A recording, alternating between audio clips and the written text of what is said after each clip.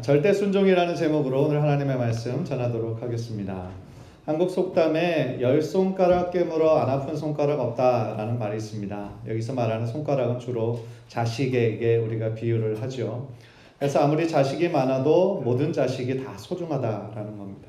큰 아들이든 작은 아들이든 그리고 잘난 아들이든 못난 아들이든 돈을 잘 버는 아들이든 또 못 버는 자녀이든 다 부모의 마음에는 똑같이 소중하다. 그런 뜻이겠죠.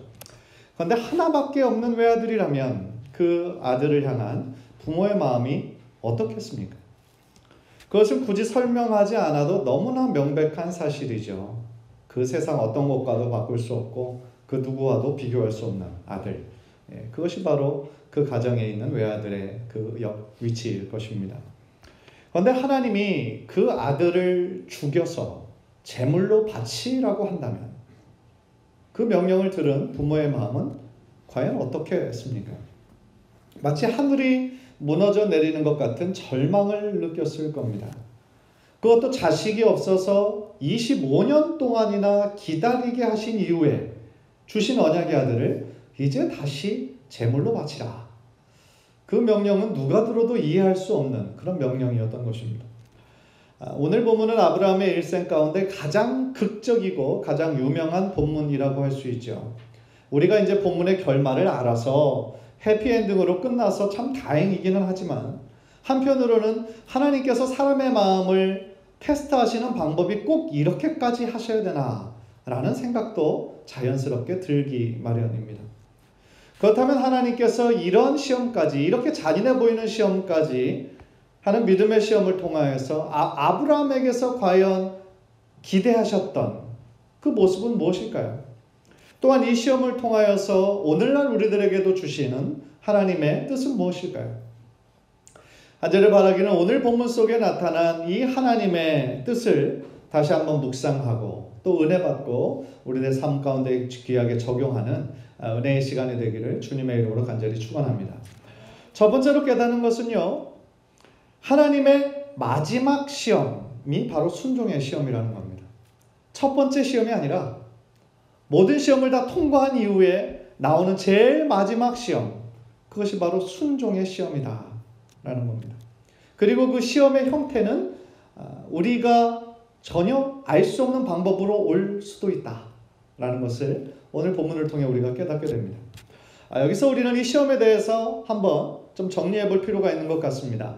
여러분들 아마 많이 들어서 아실 거예요. 시험에는 두 가지 종류의 시험이 있습니다. 하나는 사단이 주는 유혹, 영어로 temptation이라고 하는 시험이 있습니다. 그리고 하나님이 주시는 시험, 테스트가 있는데요.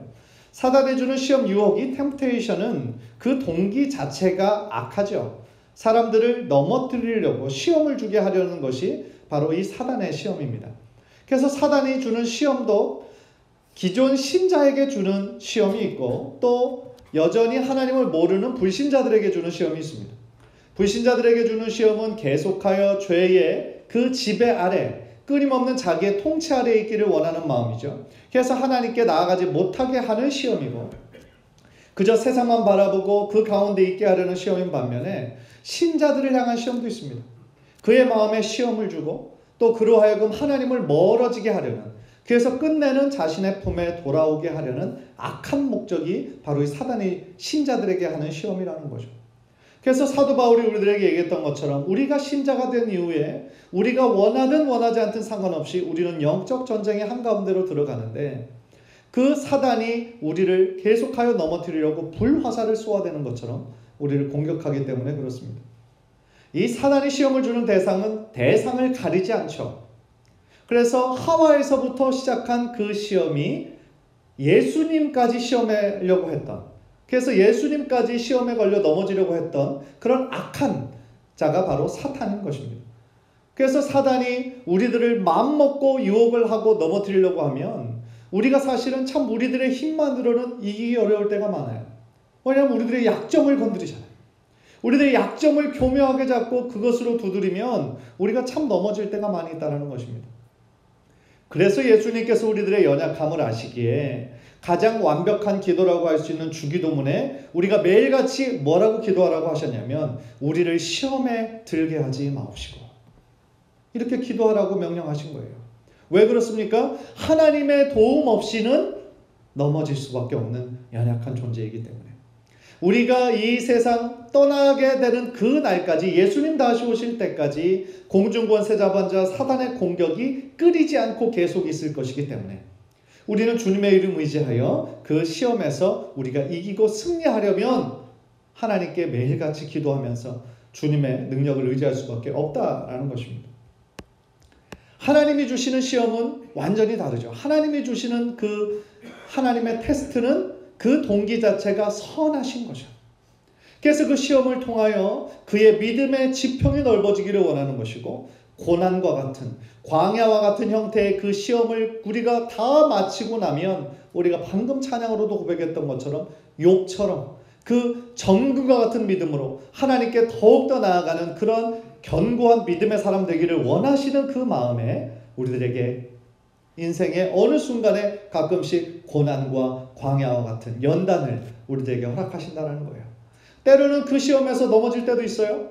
그러나 그것으로 우리가 또한 절망하는 것이 아니라 우리들의 연약함을 깨닫고 우리가 주님의 은혜 아니면 살아갈 수 없는 존재구나 라는 것을 깨달은 그 자체가 또한 하나님의 은혜라는 것입니다.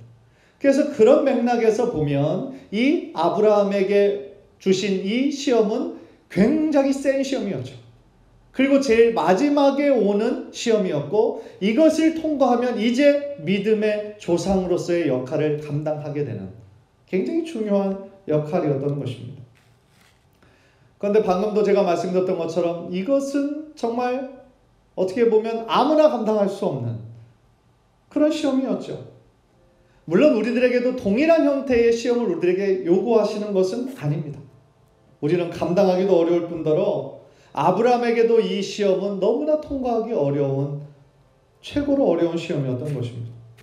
그래서 하나님께서는 이 마지막 시험을 통하여서 아브라함이 정말 자신의 생명보다 더 귀하게 여기는 그 이삭을 바치라고 말씀하심으로써 그가 과연 자신의 아들 이삭보다 하나님을 더 사랑하고 하나님을 더 따르는지 그 마음을 테스트하기 원하셨던 거예요.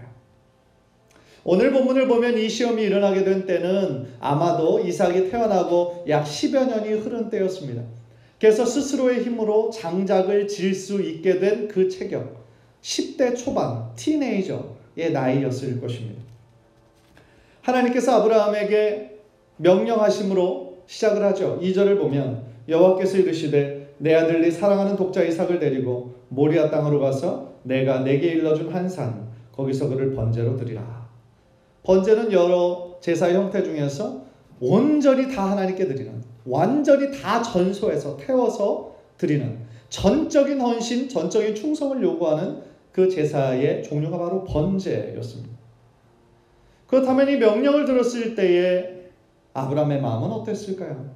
정말 하늘이 노래지고 정신을 잃을 정도가 아니었을까요? 아까 제일 처음에도 말씀드렸던 것처럼 25년 만에 얻은 언약의 아들, 그래서 너무나 귀한 아들이었기 때문에 그렇습니다. 그래서 이 귀한 아들을 왜 다시 하나님께 번제로 드리라고 하는지 아브라함은 도저히 이해할 수 없었을 겁니다. 만약에 우리 같았으면 어떻게 반응했을까요? 우리는 아마 못 들은 척하고 도망을 가든지, 아니면 이런 비상식적인 요구를 하는 하나님을 우리가 저주하면서 욕하면서 하나님을 멀리 떠났을지도 모르겠습니다.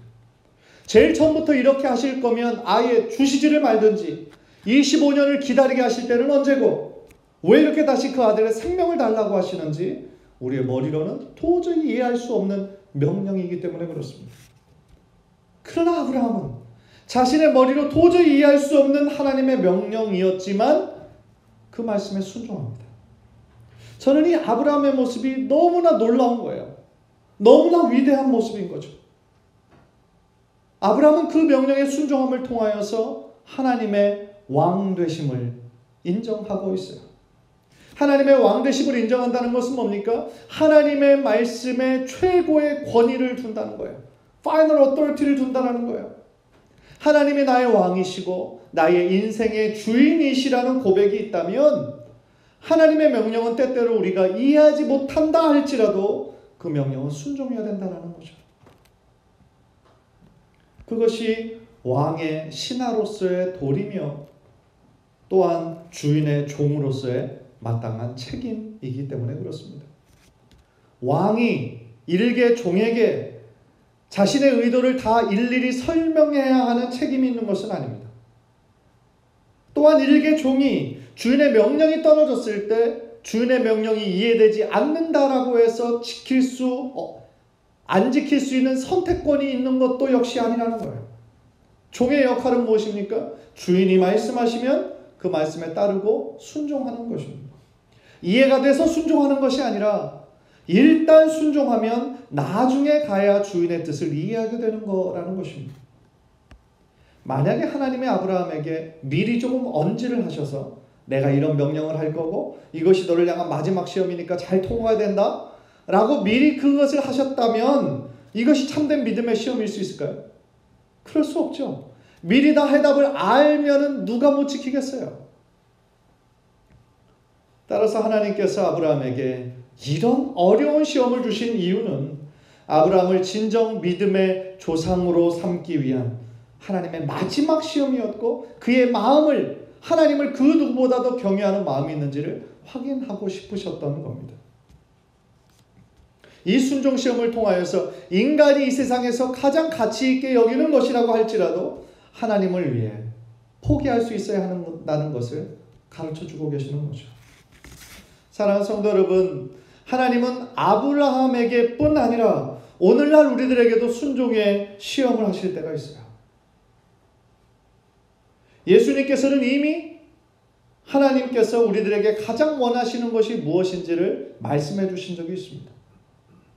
한 율법사가 예수님에게 찾아와서 우리들에게 가장 크고 첫째 되는 계명이 무엇입니까? 라고 질문했을 때 예수님께서 대답하신 질문에 답이 있는 것이죠. 마태복음 22장 37절 38절 우리 다 함께 읽겠습니다. 시작. 예수께서 이르시되 내 마음을 다하고 목숨을 다하고 뜻을 다하여 주 너의 하나님을 사랑하라 하셨으니 이것이 크고 첫째 되는 계명이요. 내 마음을 다하고 목숨을 다하고 뜻을 다하여 하나님을 사랑하는 것, 그것이 우리들 모두에게 주어진 가장 중요하고 가장 큰 계명이라는 것입니다. 그렇다면 우리가 이처럼 하나님을 사랑합니다 라는 것을 우리가 어떻게 증명할 수 있을까요? 내가 이렇게 내 목숨보다도 사랑합니다. 내 마음을 다하여 뜻을 다하여 하나님을 사랑합니다. 어떻게 증명할 수 있을까요? 어떻게 하나님께서 내 마음을 확인하실 수가 있을까요? 순종이라고 생각합니다. 우리가 만약에 사랑하는 사람이 있고 가장 소중하게 생각하는 사람이 있다면 그의 말을 듣고 싶죠. 왜냐하면 그렇게 할 때 그 사람이 기뻐하고 너무 좋아하는 모습을 보면 우리들의 마음도 같이 기뻐지기 때문에 그래요. 우리가 하나님을 그 누구보다도 사랑하고 하나님이 나의 가장 소중한 분이십니다. 어떻게 증명할 수 있을까요? 하나님의 말씀에 따르는 거예요. 하나님의 말씀에 순종하는 겁니다.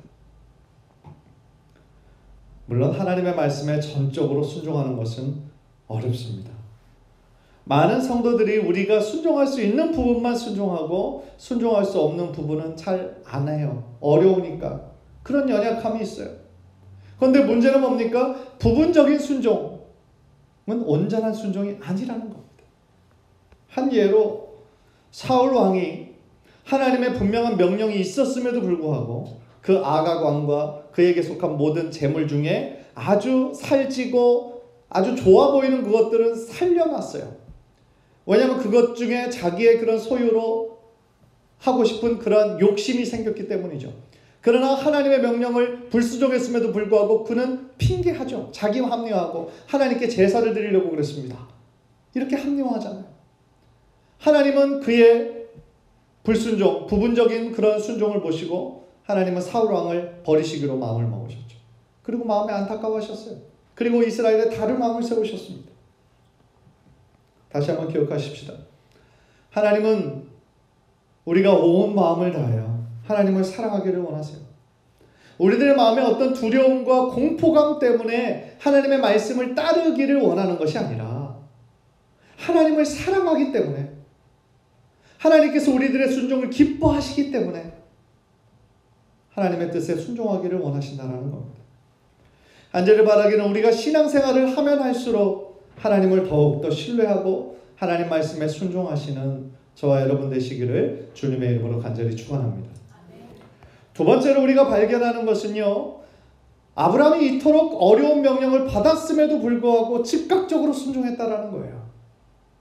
아브라함의 이 모습을 참 생각해보면 생각할수록 너무나 놀라운 모습이라고 생각을 합니다. 3절을 보십시오. 아브라함이 아침에 일찍 일어나 나귀의 안장을 지우고 두 사환과 그 아들 이삭을 데리고 번제에 쓸 나무를 쪼개어 가지고 떠나 하나님의 자기에게 지시하는 곳으로 가더니 그랬습니다. 생각해보세요. 어떻게 자신의 아들을 죽이라는 명령을 받고도 그 다음날 아침에 일찍 일어날 수가 있었을까요? 정말 피하고 싶은 명령이라면 조금이라도 더 지연하고 싶은 마음이 우리 모든 사람의 마음 아니겠습니까? 하나님, 제가 순종하긴 하겠습니다. 그런데 혹시 왜 그러시는지 제가 그 이유를 조금이라도 좀 알 수 있을까요? 그렇게 묻고 싶은 마음이 왜 없었겠어요? 하나님, 제가 순종은 하겠습니다만 이 사랑하는 아들과 좀 한 달간의 시간을 주셔서 그 마지막 사랑을 좀 나눌 수 있는 시간을 좀 주세요. 그렇게 해서 어느 정도의 시간을 벌고 싶은 마음도 인간적으로 있었을 겁니다. 하기 싫은 거, 정말 어려운 거 하려면 최대한 뒤로 늦추려고 하는 것이 우리들 모든 사람들의 마음이라는 거예요. 저희 아이들에게 가끔씩 이제 악기 연습을 한번 시켜보면 정말 어떤 때는 참 진이 다 빠질 때가 있어요. 하기 싫어서 막 몸을 꼬고 한 번 하고 또 다른 짓 하고 또 한 번 하고 또 화장실 간다고 그러고 가만히 앉아서 30분을 집중해서 이렇게 하지는 못해요. 뭐 아침에 일어나는 거 깨우는 것도 마찬가지죠. 잘 일어나는 아이도 있겠지만 어떤 아이들은 2번, 3번 가서 계속 흔들고 깨워야 겨우 일어나는 것이 아이들이죠. 그러니까 우리 부모의 그런 마음에는 그냥 부모가 얘기할 때 자기네 더 잘 되라고 하는 건 줄 알고 네 아빠 그렇게 할게요, 네 엄마 그렇게 할게요, 한 번에 순종하는 거 모습 보면 얼마나 좋겠어요. 그러나 현실은 매일같이 그냥 싸우고 안 하려고 하는 애들 그냥 억지로 해가지고 이렇게 하는 것이 대부분의 부모의 마음이라는 거죠. 사실 꼭 아이들 뿐이겠습니까? 우리 어른들도 해야 되는 것은 알지만 감정적으로 이것이 되지 않을 때, 정말 하기 싫은 일일 때 최대한 뒤로 밀어서 좀 안 하고 싶은 마음이 우리들 마음에도 동일하게 있잖아요. 근데 오늘 본문에 나온 이 아브라함의 모습은 그토록 피하고 싶은 하나님의 명령임에도 불구하고 놀랍게도 그 유혹을 이기고 단 하나의 질문과 원망도 없이 그 말씀에 순종하는 모습을 보여주시는 거죠. 거역하고 싶은 유혹을 이기고 묵묵히 순종하는 모습을 아브라함은 우리들에게 보여주고 있다는 겁니다. 그리고 조금도 지체하지 않고 아침에 일찍이 일어나서 나귀의 안장을 지우고 두 사환 종들을 데리고 또한 이삭에게 또 번제에 쓸 나무를 쪼개가지고 그 3일이나 걸리는 그 먼 길을 가고 있는 것입니다. 물론 솔직히 생각해보면 아브라함이 기쁨으로 순종한 것은 아니었을 거예요. 아마도 밤잠을 제대로 못 잤을 겁니다. 고통과 갈등으로 거의 밤을 샜을지도 몰라요. 모리아까지의 그 거리를 지도로 살펴보면 약 80km의 거리라고 합니다. 꼬박 걸어야 3일이 걸리는 길이에요. 과연 3일 동안의 긴 여행 동안 아브라함은 무엇을 생각했겠습니까? 그 여행 동안 아들 이삭과 무슨 대화를 했겠습니까? 확실한 것은 그 3일 동안의 그 80km의 거리가 아브라함에게는 그 어떤 여행보다도 길고 고통스러운 여행이었을 거예요. 그러나 중요한 건 뭡니까? 그 3일 동안의 긴 여행 동안 그의 결심이 조금도 변함이 없이 하나님 앞에서 묵묵히 순종의 길을 갔다라는 것에 있습니다. 우리가 아브라함에게서 배워야 하는 모습이 바로 이거라는 거죠. 우리의 머리로 다 이해되지 않는다 할지라도 묵묵히 하나님의 말씀에 순종하며 그 믿음의 길을 걸어가는 것. 그것이 바로 하나님께서 우리를 각자에게 원하시는 거라는 겁니다.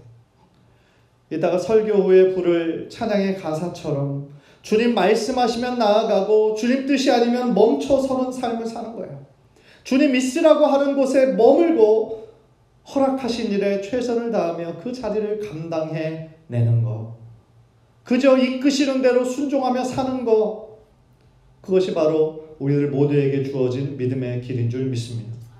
물론 그것이 말처럼 쉽지 않은 길임은 분명하지만 중요한 것은 우리가 하나님 앞에 그 순종의 길을 갈 때에 세상은 인정해 주지 않을 줄 몰라도 하나님께서는 우리의 순종을 인정해 주실 거라는 것입니다. 간절히 바라기는 정말 우리들에게 주어진 그 믿음의 길을 묵묵히 순종함으로 걸어 나가시는 저와 여러분 되시기를 주님의 이름으로 간절히 축원합니다. 마지막으로 깨닫는 것은 아버지 아브라함의 순종도 참 대단하지만 아들 이삭의 순종도 참 대단하다라는 거예요. 아버지와 함께 그 80km의 그 여행을 떠나면서 그 어떤 때보다도 참 침묵의 시간을 했을 것 같습니다. 그 둘의 어색한 침묵을 깬 것은 아들이었어요. 아들이 7절을 보면 이렇게 질문합니다. 내 아버지여. 그가 이르되 내 아들아 내가 여기 있노라. 이삭이 이르되 불과 나무는 있거니와 번제할 어린 양은 어디 있습니까? 이 질문을 받고 아브라함의 마음은 뜨끔했을지도 모르겠어요. 마음 약한 사람 같았으면 그 자리에서 주저앉고 울었을지도 모르겠어요. 그러나 아브라함은 아무런 마음의 요동이 없이 8절에서 이렇게 말합니다. 8절 우리 다 함께 읽을까요? 시작. 아브라함이 이르되 내 아들아 번제할 어린 양은 하나님이 자기를 위하여 친히 준비하시리라 하고 하나님이 자기를 위하여 친히 준비하시리라. 이 구절을 생각해 보면 아브라함이 갑작스러운 질문에 그냥 당황스러워서 그 상황을 모면하기 위한 거짓말이었을까요? 아니면 하나님께서 미리 조금이라도 어떤 언지를 해 주신 것을 그대로 얘기한 것일까요? 둘 다 아니었죠. 적어도 이 고백은 하나님께서 그에게 주시는 지금까지 겪었던 그 삶을 통하여 자연스럽게 나오진 믿음의 고백이었을 거예요. 어떤 일이 일어나든 자신에게 지금 자신이 자신의 사랑하는 아들을 죽여서 하나님께 번제로 드려야 하는 일을 지금 해야 하지만 그럼에도 불구하고 그 가운데 하나님이 자기가 미리 예측하지 못한 것들을 선한 뜻을 자기에게 드러내실 것이라고 하는 그 믿음 하나 그렇게 믿고 고백했다라는 것이죠. 이 사건에 대해서 나중에 신약시대 히브리서의 저자는 아브라함의 믿음에 대해 우리들에게 놀라운 사실을 하나 가르쳐주고 있어요. 히브리서 11장 19절 우리 다 함께 화면을 통해서 읽겠습니다. 시작. 그가 하나님이 능히 이삭을 죽은 자 가운데서 다시 살리실 줄로 생각한지라 비유컨대 그를 죽은 자 가운데서 도로 받은 것이니라. 무슨 말씀인지 이해가 되십니까? 19절을 보면 아브라함이 하나님께서 자신에게 약속의 아들로 주신 그 외아들 이삭을 드릴 수 있었던 그 이유가 비록 자신이 죽여서 번제로 드린다 할지라도 하나님께서 어떤 방법으로든지 다시 살려주실 것이라는 확신이 있었다는 거예요. 예수님과 그 시대와 아브라함의 시대는 몇천 년의 공백이 있는데 부활이라는 단어도 한 번도 경험해보지 못했을 아브라함이지만 부활할 자신의 죽었던 아들이 다시 살아날 것을 믿는 믿음이 있었다는 거예요. 아브라함에게.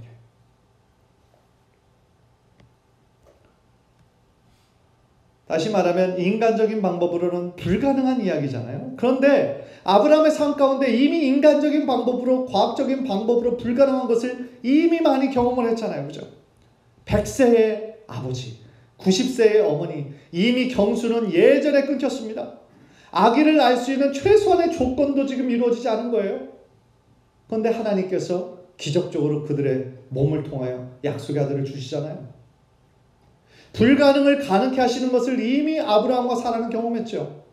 따라서 아브라함이 이런 믿음, 한 번도 보지도 못했고 경험해보지도 못했지만 하나님께서 어떤 방법으로든지 하나님의 선한 뜻을 드러내실 것이라는 그 믿음으로 인해서 하나님의 이 말씀이 이해되지 않는다 할지라도 묵묵히 순종할 수 있었던 것입니다. 사도 바울도 이 아브라함의 믿음에 대해서 이렇게 해석하고 있어요. 로마서 4장 17절인데요. 기록된 바 내가 너를 많은 민족의 조상으로 세웠다 하신 것 같으니 그가 믿은 바 하나님은 죽은 자를 살리시며 없는 것을 있는 것으로 부르시는 이시니라. 참 대단한 믿음입니다. 아브라함은 바로 그 믿음으로 순종했어요. 그런데 문제는 아브라함은 여러 삶의 경험을 통하여 하나님이 이렇게 크신 분이시고 대단하신 분이시라는 것을 알았지만 이삭은 그러지 못했다는 거예요. 이삭은 이제 10살을 넘은 막 티네이저가 된 나이예요. 그렇다고 한다면 10대 초반의 아들이 아버지가 자신을 묶어서 죽이려고 하는 것을 이해할 수 있었을까요? 아니죠. 언제든지 마음만 먹으면 도망갈 수 있었던 그런 나이, 힘으로 충분히 제압할 수 있었던 나이, 그것이 바로 이삭이었습니다. 아버지는 110세가 넘은 할아버지예요. 그래서 자신을 묶고 막 칼로서 죽이려고 할 때 그냥 보통 사람 같으면 아버지의 손을 붙잡았겠죠. 지금 아버지 지금 뭐 하시는 겁니까? 아버지 지금 나한테 지금 이게 뭐 하려는 거냐고 아마 더 심한 얘기도 할 수도 있었겠죠. 그런데 이삭은 아브라함에게 조금 더 반항하지 않습니다. 그 단위에 결박된 채로 그저 누워 있어요. 칼을 내리치는 그 순간에도 눈을 감고 있었겠죠. 어떻게 이것이 가능했을까요? 아브라함이 하나님을 경외했던 것처럼 그 하나님을 경외하는 믿음이 이삭에게 그대로 전수가 된 겁니다. 그래서 그 아들 이삭이 나이는 어렸지만 하나님의 그 명령이라면 순종해야 한다라는 것을 그도 알고 있었다라는 것이죠. 그 이후의 일은 굉장히 급박하게 진행이 되는 거 여러분들 다 아십니다. 하나님의 아브라함을 향한 시험은 끝이 났습니다. 그리고 아브라함의 그 믿음의 향기를 하나님은 이미 받으셨습니다. 그리고 여호와 이레의 그 제사로 묶여있던 그 양을 통하여서 하나님 그 아름다운 향기의 제사를 받으셨다라는 거죠. 또한 이삭이 끝까지 순종했던 모습을 통하여서 우리가 한 사람이 더 기억이 납니다. 예수님입니다. 예수님의 순종이 모습을 이 이삭의 순종을 통해 우리가 발견하게 되는 거죠. 그래서 어떤 신학자는 이 아브라함이 이삭을 죽이려고 한 이 사건을 구약의 갈보리 사건이다, 그렇게 이야기하기도 합니다. 아브라함이 자신의 아들을 제물로 드려야 했던 것처럼 하나님은 자기의 하나밖에 없는 독생자 예수를 우리의 죄를 위해 희생 제물로 내어주셨기 때문인 것입니다. 우리가 아까 제일 초반에 왜 하나님은 이런 비상식적인 말도 안 되는 명령을 허락하시나, 사랑하는 아들을 주실 때는 언제고 왜 그 아들의 생명을 달라 하는가, 우리가 이해할 수 없었고 참 부담이 됐잖아요. 그러나 생각해 보세요. 하나님이 자신의 아들 독생자 예수 그리스도를, 그것도 죄인들을 위해서 십자가에 그 아들의 생명을 내어주셨어요. 이것은 이해가 됩니까? 우리들의 머리로 도저히 이해가 안 되는 것이죠. 그러나 그 사랑을 하나님은 실천하신 것입니다. 사랑하는 성도 여러분, 오늘 우리는 이 아브라함의 절대 순종하는 모습과 또한 이삭의 순종하는 모습을 통하여 정말 우리가 걸어야 할 신앙의 길에 대해서 다시 한번 생각해 보았습니다. 우리가 걸어가야 하는 길, 그것은 바로 묵묵히 우리에게 주어진 그 소명의 자리에서 순종하는 것입니다. 순종하기 힘든 길이라 할지라도, 우리의 머리로는 이해가 되지 않는다 할지라도, 그럼에도 불구하고 우리가 하나님 앞에 순종할 때에 하나님께서는 우리들의 순종의 그 열매를 기쁘게 받으실 줄 믿습니다. 그래서 저와 여러분의 삶 가운데 정말 하나님께서 기뻐하시는 그런 순종의 모습으로 하나님 앞에 나아가 착하고 충성된 종아 라는 모든 칭찬을 들을 수 있는 저와 여러분 되시기를 주님의 이름으로 간절히 축원합니다. 우리 한번 기도하겠습니다.